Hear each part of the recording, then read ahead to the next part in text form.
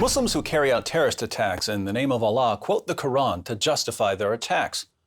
Muslims who condemn violence in the name of Allah also quote the Quran to justify their condemnation of violence. The Quran contains both peaceful and violent teachings, so it's very easy to pick a verse that will justify either peaceful or violent behavior. But is obeying Allah simply a matter of picking a verse that justifies whatever you happen to be doing? Or is there a coherent message about peace and violence? The Quran presents its own method of interpretation, the doctrine of abrogation. In Surah 2, verse 106, Allah declares, "Whatever communications we abrogate or cause to be forgotten, we bring one better than it or like it. Do you not know that Allah has power over all things?" According to the Quran, then, when Muslims are faced with conflicting commands, they aren't supposed to pick the one they like best. Rather, they are to go to history and see which verse was revealed last. Whichever verse came last is said to abrogate or cancel earlier revelations. When we apply this method to the Quran, we find that there are 3 stages in the call to jihad depending on the status of Muslims in a society.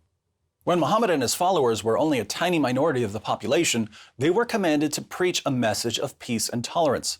If a Muslim had a disagreement with an unbeliever, he was commanded to quote Surah 109, verse 6, "To you be your religion, and to me be my religion." At this stage, Muslims weren't allowed to fight, even to defend themselves against persecution. Many Muslims point to Quran verses that were revealed during this time as proof that Islam is a religion of peace.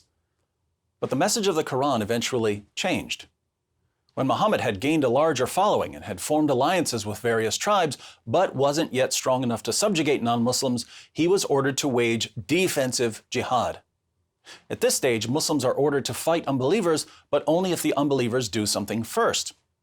A characteristic passage is Surah 2, verses 190 to 193. "And fight in the way of Allah with those who fight with you, and do not exceed the limits. Surely Allah does not love those who exceed the limits. And kill them wherever you find them, and drive them out from whence they drove you out, and persecution is severer than slaughter. And do not fight with them at the sacred mosque until they fight with you in it, but if they do fight you, then slay them. Such is the recompense of the unbelievers. But if they desist, then surely Allah is forgiving, merciful. And fight with them until there is no persecution, and religion should be only for Allah. But if they desist, then there should be no hostility except against the oppressors."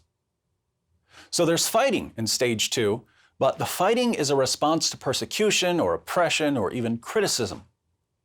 Many Muslims in the West insist that this is the end of the story. Fighting is only for self-defense. But the revelations continued to change as the Muslim community expanded. When Muhammad and his followers became the most powerful force in Arabia, they were commanded to wage offensive jihad, violently subjugating non-Muslims simply for being non-Muslims. Surah 9, verse 29 of the Quran commands Muslims to fight those who do not believe in Allah. Notice this is a command to fight people based on what they believe.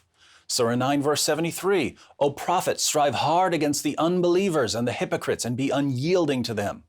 Strive hard against whom? Oppressors, persecutors, people who are attacking you? No, strive hard against the unbelievers, non-Muslims, and the hypocrites, people who claim to be Muslims but aren't fully submitting to the commands of Allah and Muhammad. Surah 9, verse 123, "O you who believe, fight those of the unbelievers who are near to you and let them find in you hardness." Surah 48, verse 29, "Muhammad is the messenger of Allah, and those who are with him are severe against disbelievers and merciful among themselves."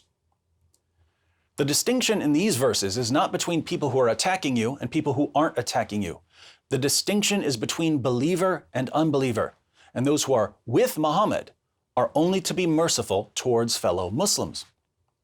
Putting all of this together, we see that jihad proceeds in stages. Stage 1, promote peace and tolerance when the Muslim community is thoroughly outnumbered. Stage 2, fight defensively when the Muslim community is strong enough to fight, but not strong enough to conquer. Stage 3, fight offensively when the Muslim community is strong enough to violently subjugate non-Muslims. Interestingly, you can look at any country in the world and see how the message of Islam changes based on the strength of the Muslim community.